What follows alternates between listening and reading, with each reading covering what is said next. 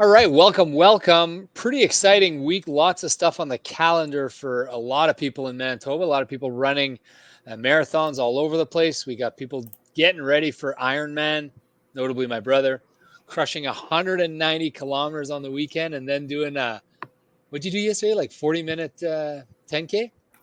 40. 40. Congrats. That's awesome. I didn't even know you were running, Charlie.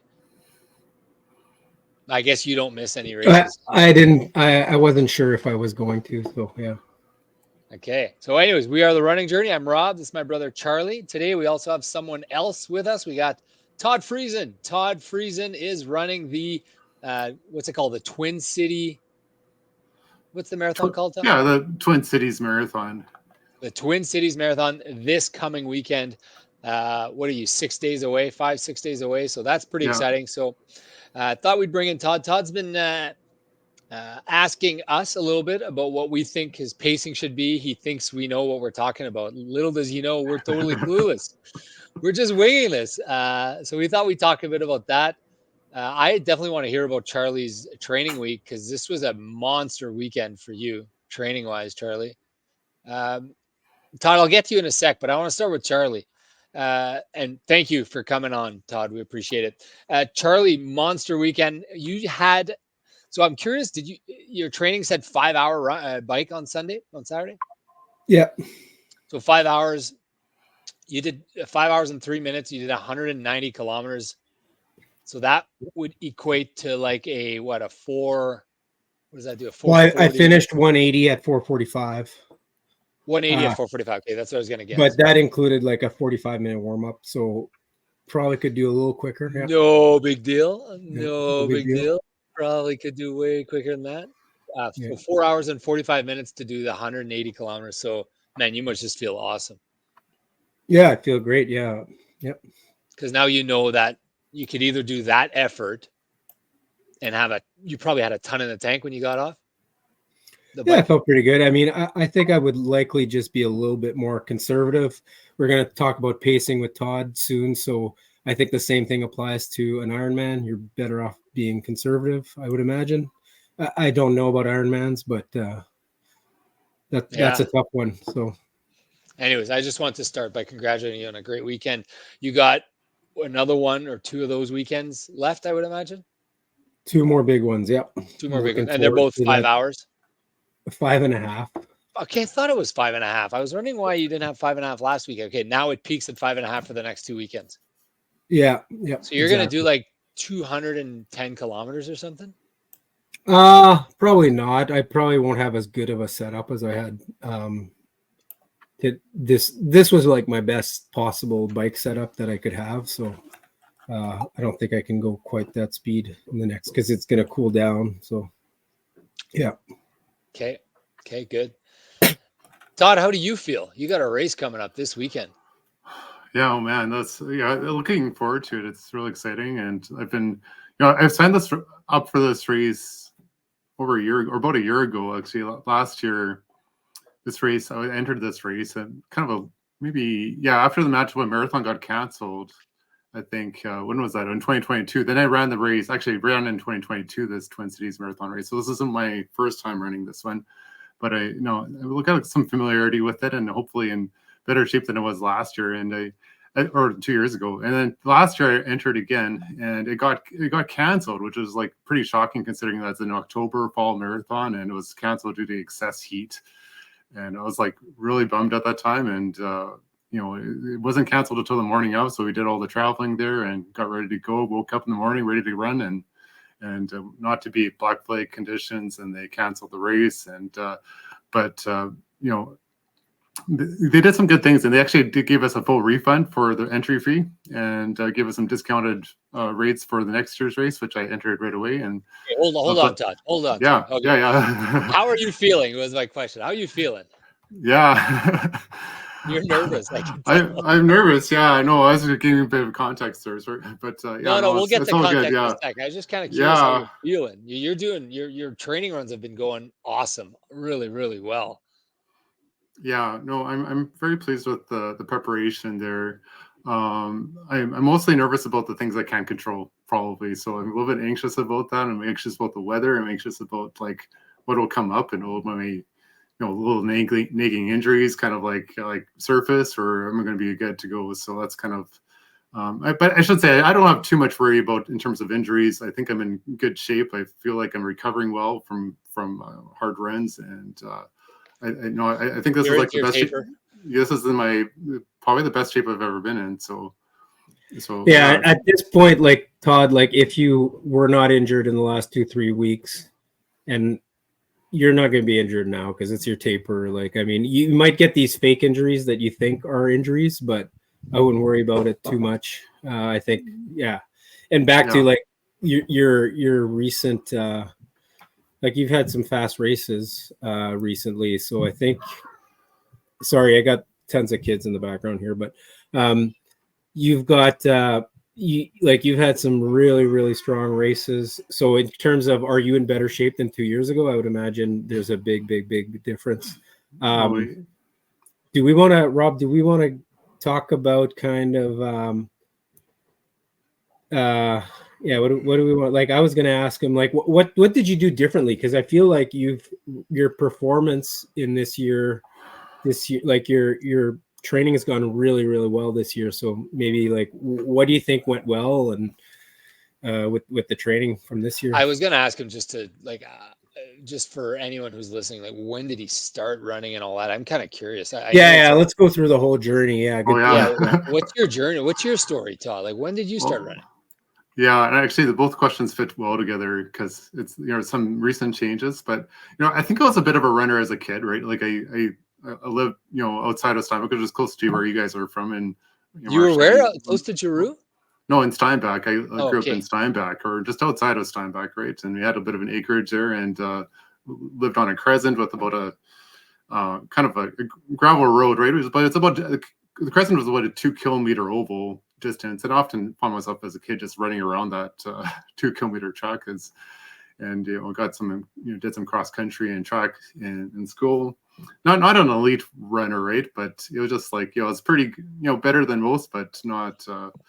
But maybe not my main passion though. I was also like big into golf at the time, and that's probably where I spent most of my time, was on the golf course.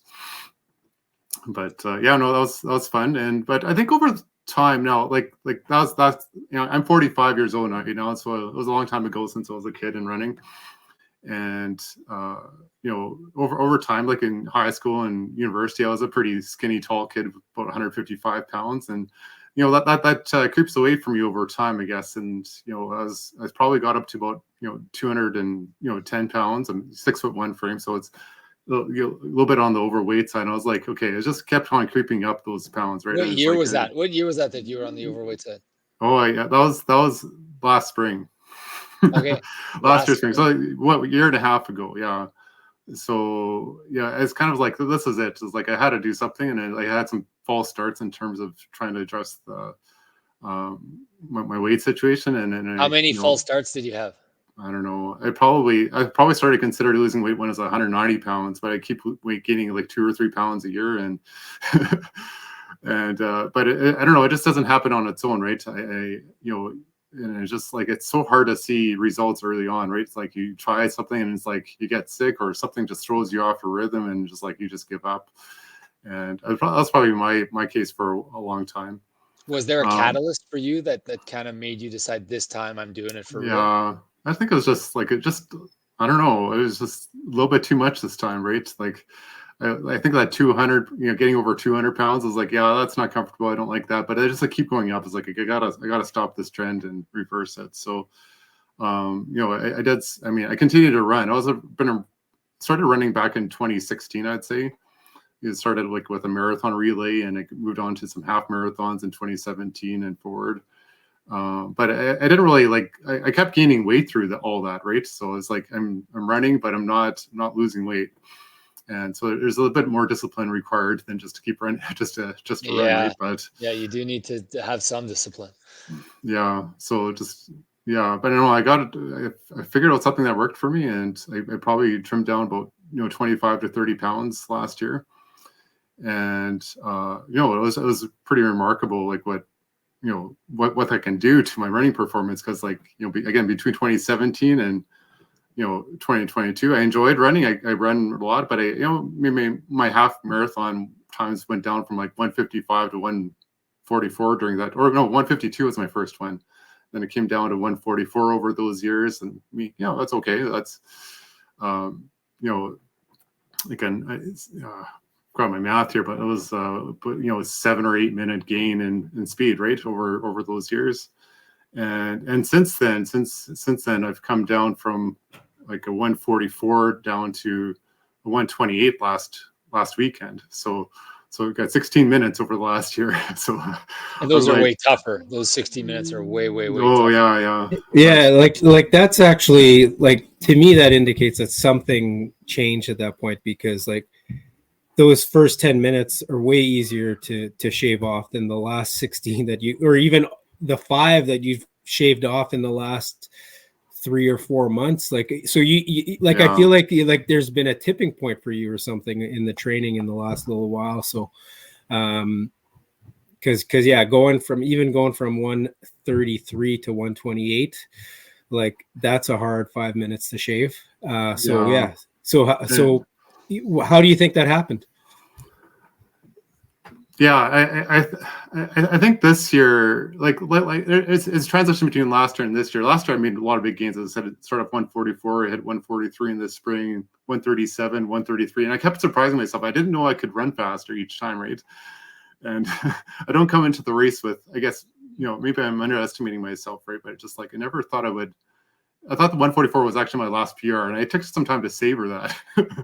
It's like I'm getting older, age is creeping up on me. I'm probably at my peak, but it wasn't. I actually surprised myself, and wasn't the case. This year, I think I did some things differently this year, right? But and it's more in preparation for my marathon, because like I was kind of happy with my half marathon trajectory, but I haven't been happy with my fulls. And I had a really good race in 2019. I mean, good for me at that time. I ran a 4:01, first ever marathon, and I was like, okay, this is like way better than I expected. I was expecting, okay, if I can get to the finish line, I'd be happy, because I'd never run more than a half marathon before then. And then what happened? It's like, it got perfect weather and cool, calm conditions, and hit a 4:01, and I thought, okay, this is good. I can handle marathons. But that was 2019, and in 2023 I hadn't gotten any better. I ran like 4 marathons, and each it was going on the wrong trajectory. And sometimes it's maybe because of the weather, but I was like, okay, marathons are frustrating. They are hard. And I just had this. Okay, I was happy with my 133 half marathon last year, to be honest. I was like, okay, I'm fine if that's my last PR. But my full marathon I was not happy with, and I was like, okay, finally, after in the late fall, I just went for a full marathon after my Twin Cities marathon got canceled, and I did a 146 on my own. Okay, or 346, I should say, 346 time, and I was like, okay, happy with that. Ran a negative split, full marathon. Okay, I can do this. I can do this without bonking. What race are you talking about? That wasn't a race. That was just on my own. Because in October last year, the Twin Cities Marathon was canceled, and I had some I had all this build and nothing to, nothing to do with it, right? So I just like, okay, it's a cool, calm day, and I just decided to go for a run and see where it went, and I decided to finish the full. I didn't even just start the race knowing that I would do a full that day, but I finished it, and it's like, okay, I can do this. You felt good, so you just kept going. You just kept going. Yeah, I kept going. Yeah, I found the right day for it, and it was good. And that was a week after my 133 PR in the half, and then I did the 346 on my own the week after, and so I got ready for Vancouver. I did a Vancouver marathon this year in the spring. So actually, that started my training. My Twin Cities training really starts with Vancouver, right? Because I've been training all year to get ready for it and get in marathon shape, and I was going to think, okay, I'm going to get to 3:30 is my target, and so I started in December, started on the treadmill, running like 10 kilometers a day, and then kind of building up my load. And I think right now it's like, I've run about way more than I ever have in any other year this year. So, I mean, that's a big difference, right? Just increasing my load from what I used to be running. I was just checking my notes here, like about 1,400 kilometers a year for the last 3 years. And year to date this year, I've run 2,400 kilometers. So I've basically doubled the load for prior years. And you're doing 82 kilometers a week. Like that's yeah, good. exactly. So 80 and during the peak loads, like 80 to 100 kilometers a week, as you said. So and this time I'm hoping I'm gonna I'm it's like Charlie said, I'm training for that last 6 miles of the marathon, right?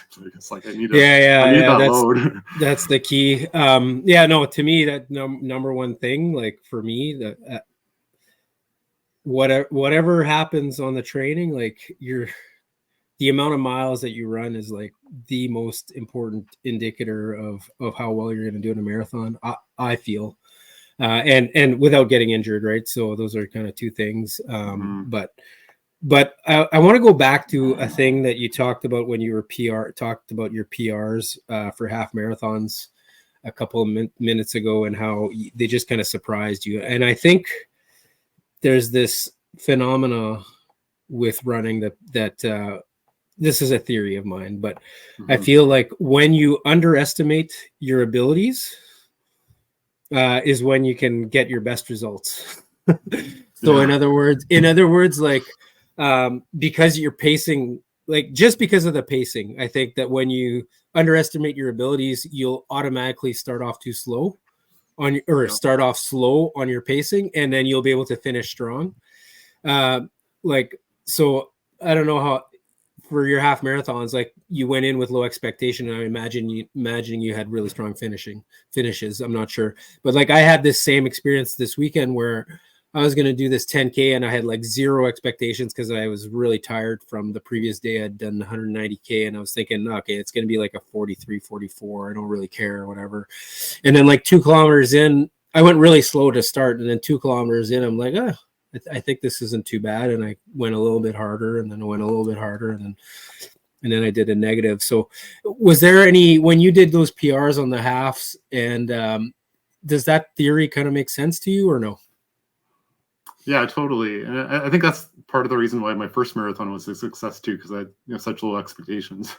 So it's like get to the finish line and take walk breaks, walk through the water, the water stations, right? And I took intentional stretch breaks during the marathon. I was just trying to think of how do I get to the finish line? That was my strategy, and it just kind of worked out where I could extend myself longer than I ever thought I could, and the weather helped for sure, but it just like low expectations helped. And with the half marathons too, those were mostly negative splits or slight negative splits, I think. Just some point during the race, you start off at that pace, so maybe it's 5 kilometers in or whatever, and you realize I can do more, and and then you just kind of wait for that to happen, and it doesn't always happen. Sometimes I get on a high and then come in and it's like I'm going to go start off fast, and it doesn't, and I don't finish off nearly as fast as I started.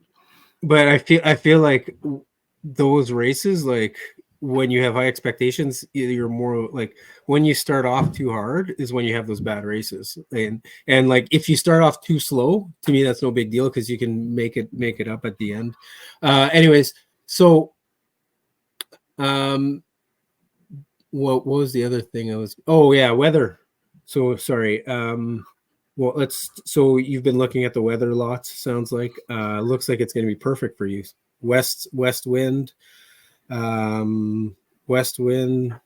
not too hot, 10 to 20. What are your thoughts?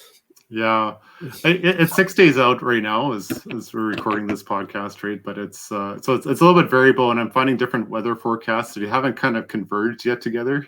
Okay. Which is kind of like the signal that okay, this is what it's going to be. But but there's kind of a range of possibilities right now that it could be on the hot side. There's some forecasts, like my Garmin watch has a weird forecast right now. It's like suggesting we'll get into the low 20s before I'm done the race, which would be on the hot side for me for sure, because I'm definitely like a cold weather runner. Like I like it to be 5 degrees approximately. That'd be probably my ideal temperature, 5-7 degrees. 0 degrees is almost perfect. 10 degrees, 12 degrees is fine too, right? But it gets warmer than that and the sun comes out, then I feel like it kind of, it takes more energy. My heart beats a little bit stronger or faster rhythm when the sun and the heat come out, right? So, and then it's just like after work that much harder, right, to sustain that pace. So that's why I'm kind of curious about the weather, because I think it's like, I feel like I'm on the sensitive side for weather. Like those cool conditions, and almost like on the cold side.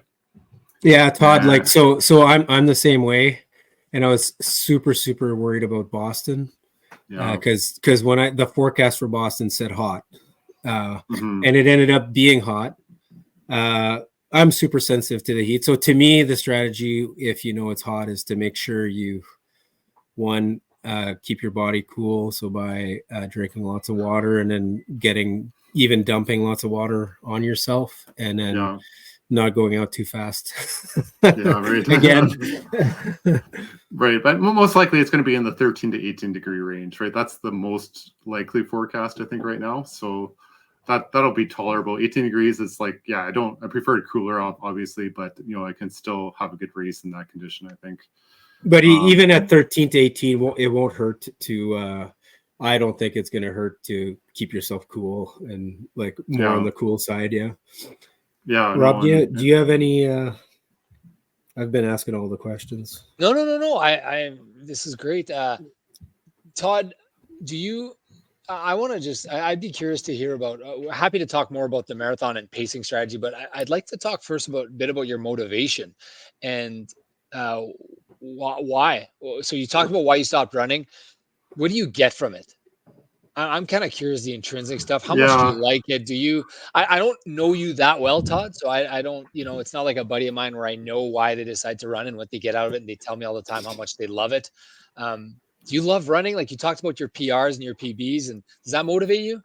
Do you like the journey more than the races? I like the journey. Yeah, for sure. And I like the races, right? And they're the test. They're the real test of like where you're at. And I guess told Charlie, like there's a lot of surprises there, and both good and bad side.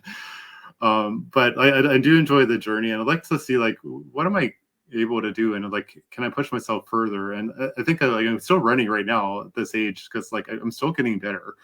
And Charlie, do you still hear Todd? We lost you, Todd. Yeah.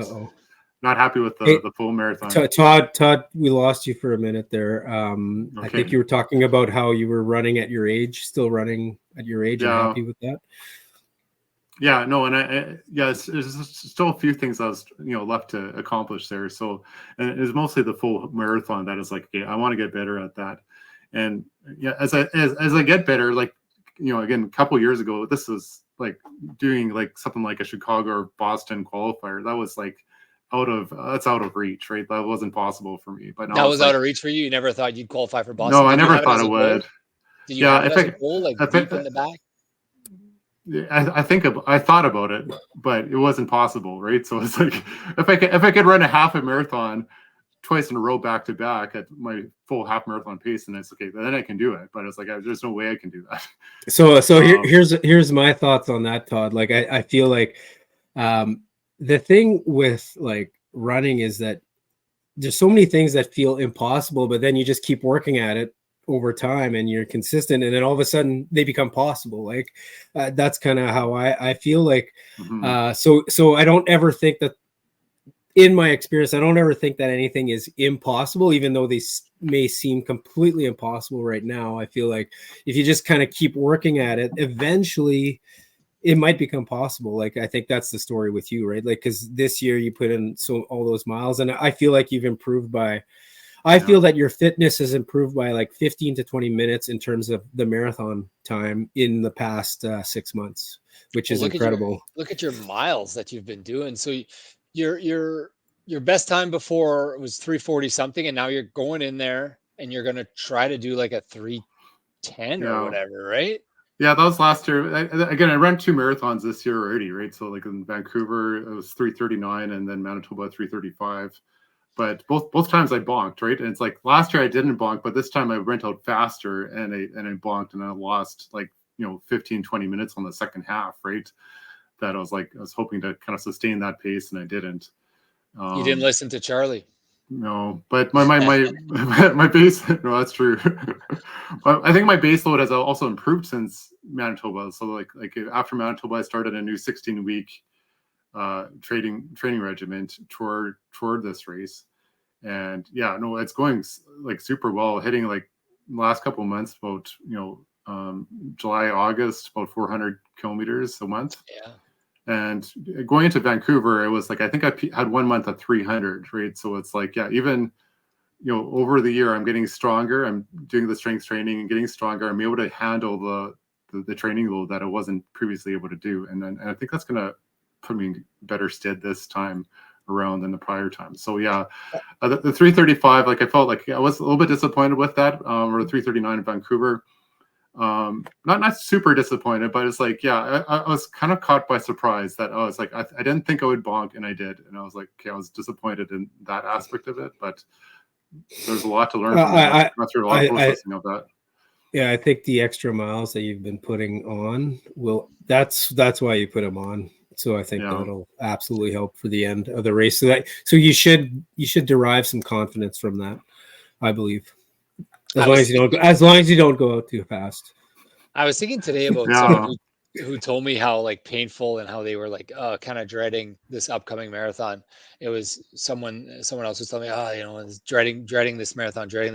And I was thinking how like I feel the opposite of that. Like I feel that I know I can run this distance. I know kind of what it's gonna look like. I know, and I'm just kind of so excited for it. I'm guessing now that you've done 1, 2, 3, 4. This will be your 5th or 6th marathon or something like that. Yeah, let's see here. I think Do you have that same feeling? Like 6, 7. I've done 7 marathons now. Yeah. Yeah. So I don't know, Todd. Like I don't know if you've ever had this feeling. Like me and Rob, I think have both had these before a marathon where we're just so confident we don't even want to say how confident we are. Yeah. But I feel like with the training that you've been doing, like to me, it was like that for Boston, and it was like that for Vegas, where I was just not Vegas, California. Yeah. I was so confident, felt so good that I didn't even want to say to anyone how confident I was. So I don't know if you're feeling like that right now, but I get the feeling that you might be, even though maybe like you've never actually had a marathon where you've been happy with how you finished. So that makes it a little bit harder. So how are you feeling like confidence wise?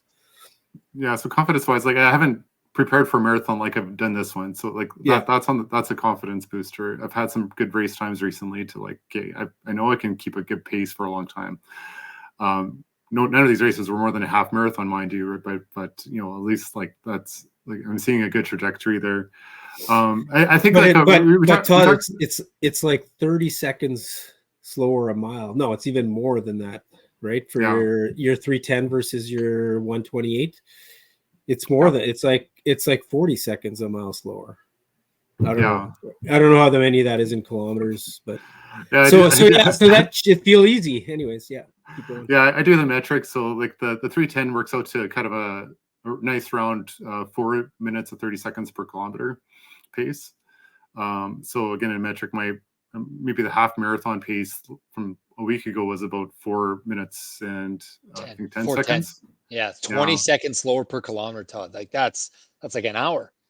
Yeah, it feels like an hour. It's gonna be so much more below your threshold that it's gonna feel really easy. Plus, you'll be tapered. Yeah. Like hopefully it feels super easy, and at first, anyways. Yeah. But I think there's like and Charlie, we talked about this week, right? But the kind of the mental preparation is I feel like it's different for me right now. It's like I'm coming in and prepared to suffer, basically. And I don't think I went into Vancouver with that mindset. I thought, I'm going to finish this. I'm strong enough. I can do this. And this time around, I'm not necessarily coming in with the kind of concept that my finish is going to be easy. And yeah, it's good. Because marathons are not easy. And like, if you don't do PRs without suffering a little bit. Like, anyway, or hitting your targets. You don't hit your target in a marathon without suffering. I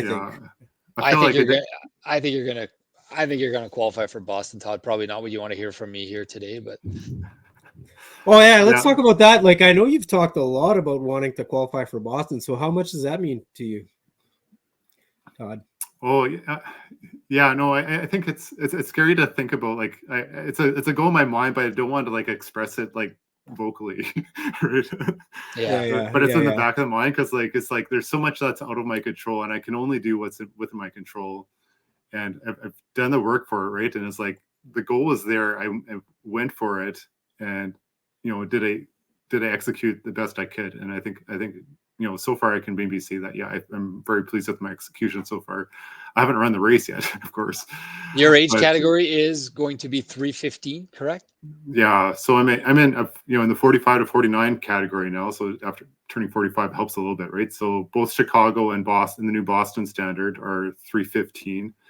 Chicago is automatic entry with 315. Boston will need another 2 to 3 minutes. Maybe I'll say 3 minutes. I think you'll need 4 or 5 minutes. No. I don't think so. I think it depends, right? So here's the thing. It's dropped by 5 minutes, Rob.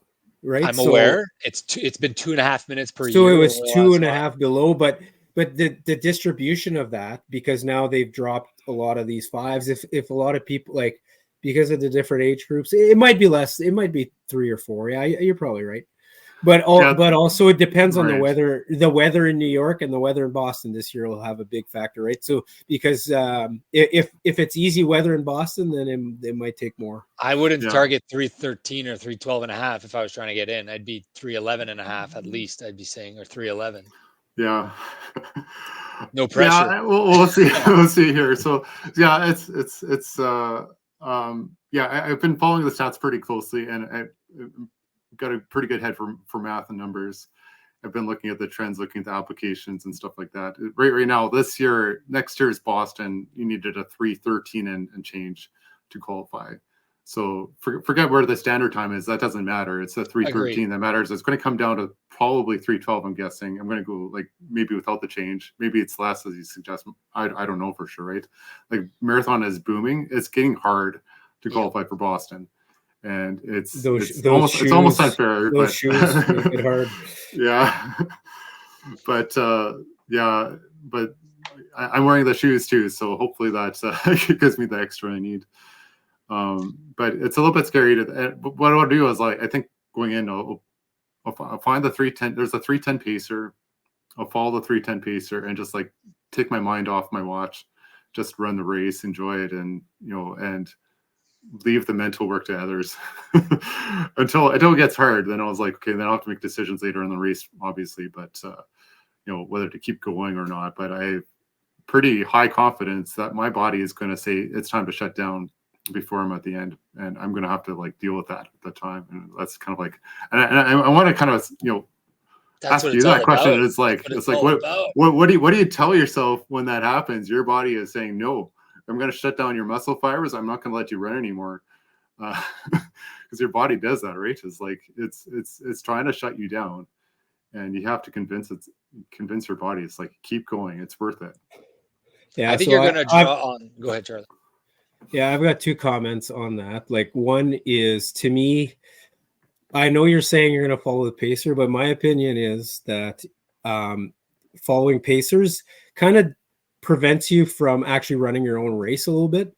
I've never followed pacers. I feel like you don't learn like how your body, like you need to be in tune with how your body feels throughout that race, right? And if you're following a pacer, maybe like you said, you shut off your mind, but I think you need to have your mind engaged on how your body feels throughout.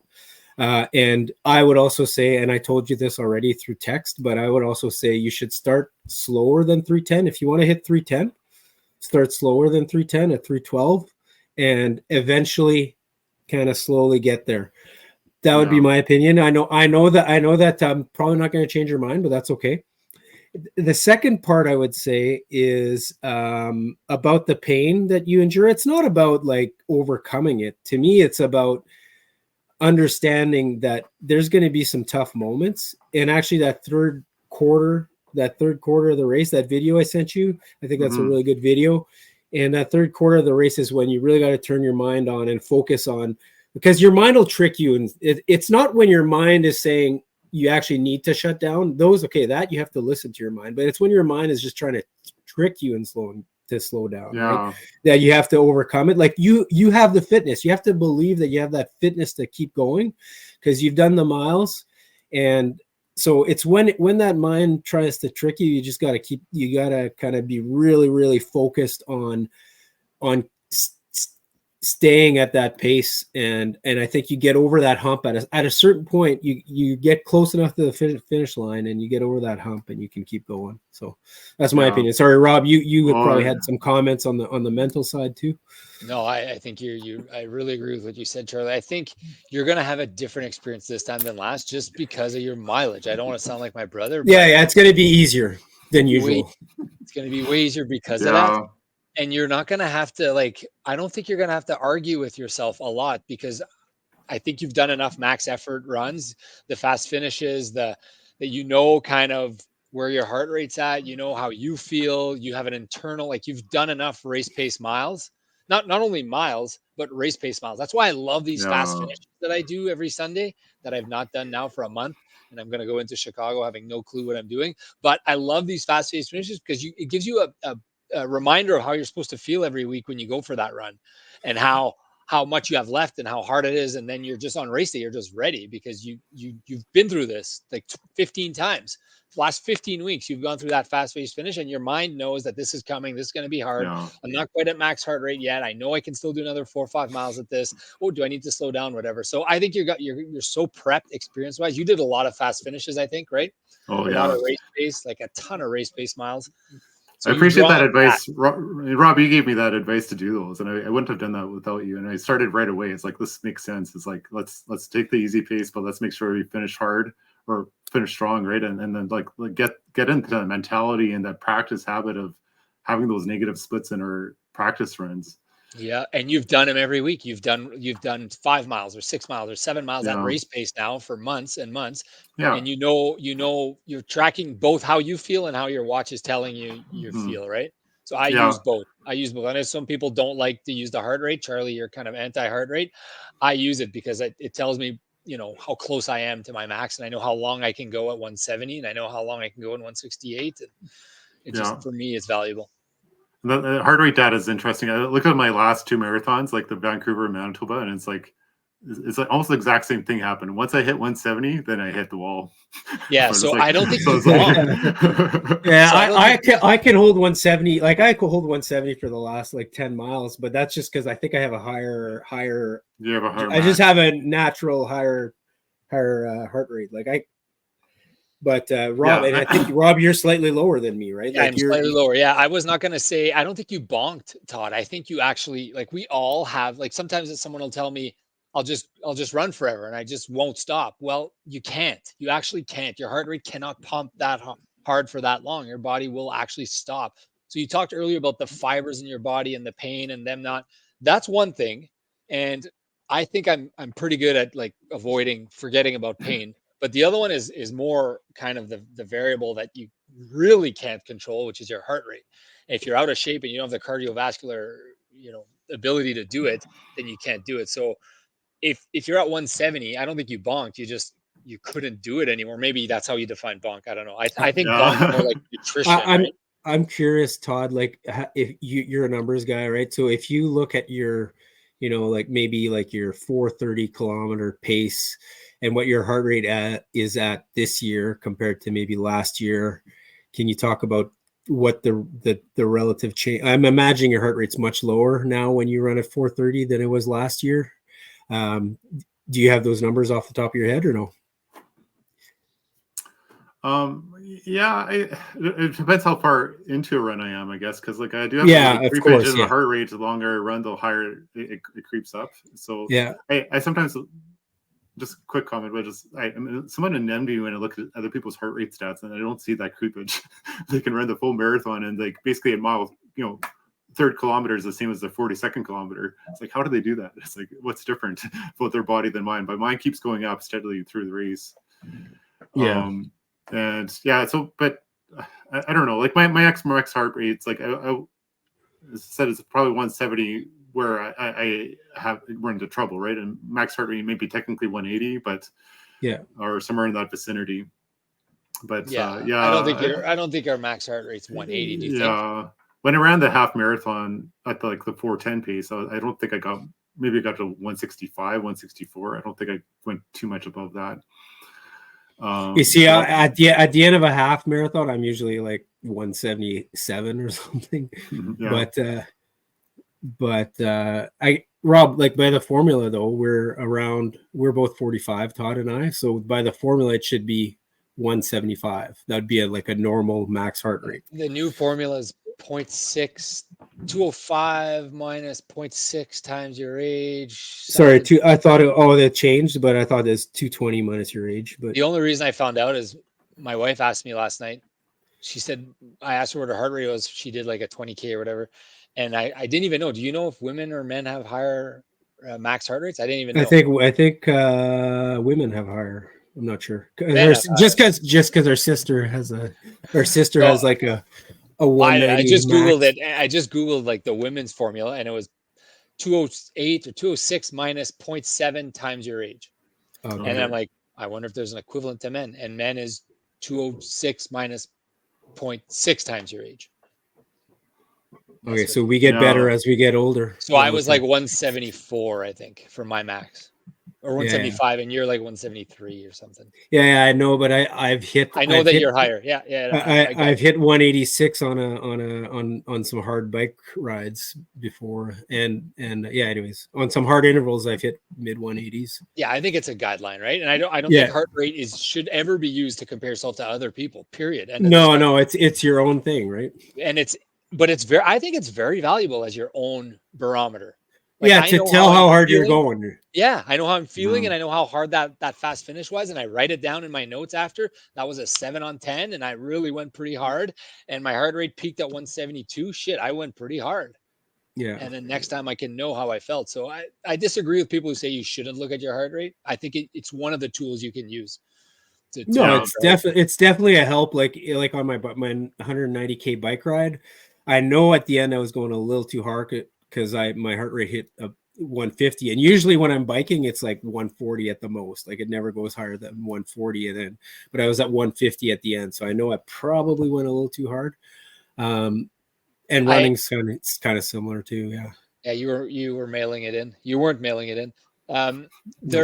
Your upcoming race, Todd, I just back to the pacing thing, because you've asked me this and you've asked Charlie this. I think you don't want to hear what I'm going to say also, but I'm like, start the first 2-3 miles easier, listen to your body, slowly make your way to 3:10 pace, and then hit the 3:10 pace by like mile, I don't know, 8, 9, 10, somewhere around there. Yeah. See how you feel. If you're still feeling it, keep up that pace for a bit, and only at mile 15, 16, 17 do you really want to get quite a bit faster than that. So basically, like keep that 3:10 pacer in sight, but not follow too closely at first, right? And just give them some distance. Yeah, like we've paced. Charlie and I have paced, and I did not feel like I was on a linear progression with my day, because like sometimes you're doing an effort and you're a little faster, a little slower, or miles aren't the same length. So like pacers are dealing with their own internal issues. Like that's a human being who's doing. It's not a. But maybe they're better than us though. Maybe for sure. For sure. But I wouldn't bank on the fact that some other guy or gal is feeling the exact same thing you're feeling that day. Yeah, there'll be probably like 8,000-9,000 runners there. Imagine I'll find someone to draft behind if I need that, right? But yeah. You got to draft. You got to draft for the against the wind sections for sure. Yeah. Find a big dude. Ideally, windbreaker. If you're listening from Denmark, man, I follow his runs. He's crushing it too still to this day. The guy that I follow. Oh yeah, he's good. That reminds me. So at Treehorn, there's a section that was right into the wind, and I wind broke for the guy's pay. Yeah, but as soon as we got to the easy part of the marathon, he struggled. I felt so bad. Anyways, yeah. Well, speaking about the wind, we were talking about the weather forecast, and part of it is the wind. We didn't get into the wind aspect because there's the potential of stronger than normal winds for this race. And the Twin Cities Marathon is set up such as it's a point-to-point course going from downtown Minneapolis to downtown St. Paul, but in a roundabout way, right? So net west to east. So if you do get that west wind, that might be favorable. But it could be south, could be north. We don't know exactly where it's going to blow. But that's another reason. If you get these strong winds, like you want to be changing your pace according to the wind, right? Like you want to kind of keep that same effort, I think. So to me, that wind, like depending on how strong it is, but it can be 10 to 20 seconds a mile difference going for versus against, right? Yeah. You guys remember like the CMV half marathon, right? Like that's one I probably struggled more than some of my other races this year, but despite the podium finish, but it was an okay race. But I started off pretty fast, and we started off with the headwind going out, right? And we had the tailwind coming back, but I still had a large positive split because I just attacked a little bit too hard and into the headwind. That was a bit of a mistake I think I made. Yeah, Ted's 10K. Ted's 10K was with the wind on the way back, so that's why I did a huge negative. A huge negative. But plus you started slow, right? I did a 20-minute 5K on the second. Oh yeah, I saw that, Trey. Congrats on that. Was that your PR? I was wondering if it was my PR, but I wasn't expecting it because I mean, had I run a 10K before Boston, it would have been faster there. But I was listening to some old podcasts, and I think you said you were in that sub 39 range for a bit there, but maybe you didn't have a 10K race to test that with. Right? I've never done a 10K race where I was in peak condition. I think right now I'm close to peak condition, but I was a little tired from the cycling. 90 kilometers. From the cycling. I think I'm definitely I think right now I could do a sub 40, which I haven't said in a long time. So I'm pretty pumped. Yeah, from my experience doing like just my solo runs, when I probably pushed myself too hard, was that starting with a tailwind helped pace myself better than starting with a headwind. But I find that it's easier to finish after you've got all this energy. You still have lots of energy at the halfway point, and you're coming back, and the finish line's pretty close, so you can push through the wind. And I think it also works with the negative split mentality too. That it's like a conserving energy till the end, and then you can push hard because that excess energy, like you're blowing a lot of energy at the end, but you don't worry about what dealing with that after the race has ended, right? So there's a bit of strategy or tactics involved with the timing of that, I guess. So you're on a podcast, Todd. You don't want to do this, but I ask every guest this: what's your prediction for your time? Ooh, He'll pull a Rob. He'll pull a Rob, and he'll go like 3:20 or something. No, my best guess would be like. There's different targets, right? And I think if I had a 3:20, I would be pretty happy with it. But I know that there's these carrot targets there that are achievable, and I'm going to go out and try for them, right? So I'm going to go to try out for the 3:15, the 3:12, maybe the 3:10. Like it's just like there's different milestones there, but I can't set myself up for too much disappointment here because I can't control certain things. All right, the politician's answer, the no answer. No, it's pretty good. So you're gonna do anywhere between 3:12 and 3:20. That's your prediction. Yeah. I mean the pace. Yeah, maybe 3:10 and 3:20. 3:10 and 3:20. Yeah, I think 3:12 based on my if my watch is a predictor, right? It has these race predictors which are probably too fast for me and all across the spectrum, right? The 5K is too fast, 10K is too fast, half marathon's too fast. But if I follow like the ratios, then I think it's predicting about a 3:12 for me. And I think that's what's achievable if I get decent weather. So don't start with the 3:10 if you think your real number is 3:12. Yeah. You got to go slower than your real number to start. Yeah. I think your real number. So okay. So wait. I'll make a prediction for Todd since he doesn't want to make it. 3:11:50. 3:11:50. Okay. And a BQ. And a BQ. And a BQ. Yeah. We'll have to wait a year to see if it qualifies yet. But I think like Chicago, I always had Chicago in mind, right? The 3:15 because that's automatic, right? It's like, okay, that's easier target than in Boston, which I have no idea what it is, or some idea, but not. I can't pin it down, right? We can't pin it down what exactly will be needed. But yeah, appreciate your advice and your wisdom, guys, both about the pacing, and I'll take that under advisement. I do want to go off slower than the pacer.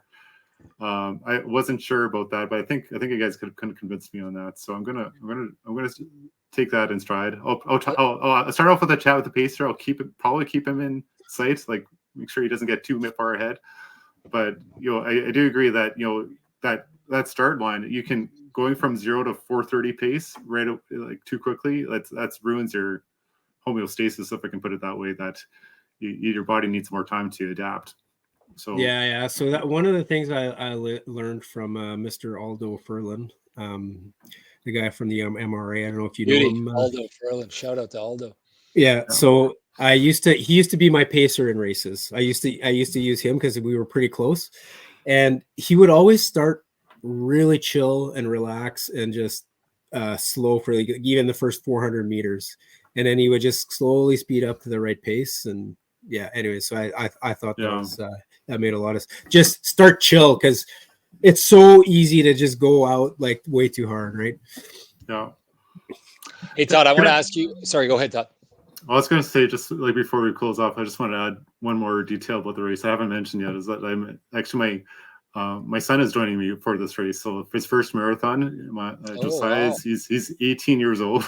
So out on the young side of triathlon marathon, but we've done a couple halves together last year, and he's like just slightly faster than me, or at least last year he was. And he had a fast 5K there. Right? He won't run a 3:10 this weekend, but I just like kudos to him to give this a go and see how it works out. That's amazing. Imagine, I would love to run a marathon. My dad's a bit too old now, but I mean, back in the day, it would have been nice. Yeah, no, those are some good memories, like running together, because there were half marathons. Like he's a way faster 10K runner than me, but like half marathon is kind of like where we're kind of in. He doesn't have your miles. He doesn't have my no, that's right. He doesn't have my endurance or my miles. So that's kind of where we're even, and then that's a fun race to do together with your kids. So I bet you him making a negative split pays like 50 to 1. I was 18 at one time, and I ran my first marathon when I was 18 with my dad. No way. And grains, and I had no clue what I was signing up for. No clue. And, no. It remains a very special memory for me. Obviously, it's my first marathon. It's incredibly special. Todd, what do you have in the future? What's on the radar after this? I've been thinking about that today, because I don't have I've run like 13 races this year, right? But I have like nothing in my schedule. Okay, other than the fire paramedic half marathon, but other than that, I have nothing on my radar right now. But I kind of want to see what happens, and then I think I'll decide what my goals are after this race. But it's kind of weird not knowing, like, where is this going to go. I figure I'll probably taper or take it easy in November after race season, like give the body a little bit of chance to recover. But what's in my next goal? Will I be doing the same kind of races? Will I try trail racing, or will I try a triathlon? I can't swim yet, but maybe I'll try it. I don't know. But I've been listening to you guys and thinking about swimming, but it's like, okay, this is like obstacle. I can probably learn how to bike. I mean, I do bike, but the swimming is like, okay, can I go from nothing to actually doing a triathlon? I was kind of wondering about that goal. You can, 100% you can. Yeah. Guys have done it. Guys and gals have done it.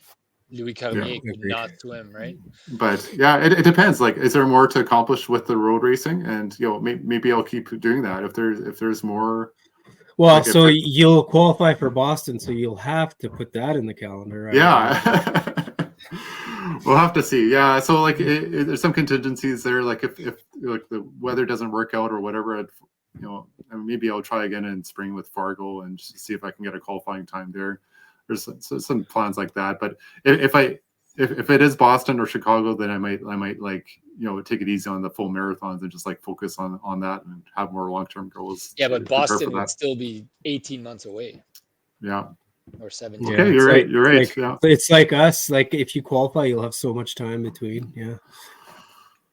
Rob, before we end the episode, you should give a quick update on kind of what I know. Things have been rough for you lately, so I think the viewers would want to care about how you're doing. They care about you. So, quick update on like your situation for Chicago and stuff. I didn't even know you had run a 10K yesterday because I'm not checking Strava. When you're like just Yeah. and you don't want to. So I didn't even know that you did a 10K yesterday. I didn't even know it was happening. I didn't even know it was happening in Winnipeg. Yeah, I don't know what it's gonna look like. I've been having this acute pain in my glute that will not go away. It's not going away. So I was so pissed off on the weekend. I said, well, I have a marathon in 2 weeks. So if I can't do like an easy 20K today, then there's no use going. So I wanted to see if I could at least, so I finished that easy. I did an easy 20K, 21K yesterday, 2 days ago. So that's positive. That's definitely positive. I don't know how it's going to go, Charlie. So did it hurt? The 20K? No. So well, that's a good sign. So just keep it easy and say you'll have it on race day. Don't worry about it. Yeah, I hope so. I've not run. So I didn't run at all last week on my physio's instructions at all. I was on the bike getting ready for Triathlon Worlds, I guess. Well, we should go and do a Zwift race together next week. Yeah. It'd be fun. Yeah. I remember how much it sucks to like my weekends are like void now. It's like there's nothing there. There's no don't get me going too long here because everyone's going to be depressed. Yeah. So anyways, Rob, I'm not doing great. Yeah, you're not doing great. You do have a huge engine built up. So I think you'll lose a bit of fitness, but at least you'll be fresh for the marathon. And I think if you can run an easy 13 miles, you could probably on the day run a pretty good marathon. So I hope so. So it's been a long time since my heart rate's been above 130 on a jog. It's been a month.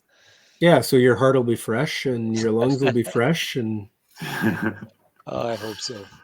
I mean, like Todd said, kind of out of my control, right? I've been listening exactly to what my coach and my physio and my personal trainer have been telling me to do, and I've been doing everything that I'm supposed to. So if it wasn't meant to be at this race, then I've already signed up for London. So that's what's coming next. But I'm optimistic that something will figure itself out in 2 weeks here. What was your goal, Rob, for sub-3 for Chicago? Yeah. He was on pace for like 250, 255 before the injury. I was doing so. Anyways, hopefully, yeah. Anyways, it's gonna be what it's gonna be. Yeah. Anyways, I'm excited for you, Todd. Yeah, we'll definitely be. There's a tracker there. Yeah, we'll be tracking that. We'll be following you. We'll be following you. And a couple of things: just don't put too much pressure on yourself. Just relax. And we are pulling for you. I think you're going to do. I think you'll do great.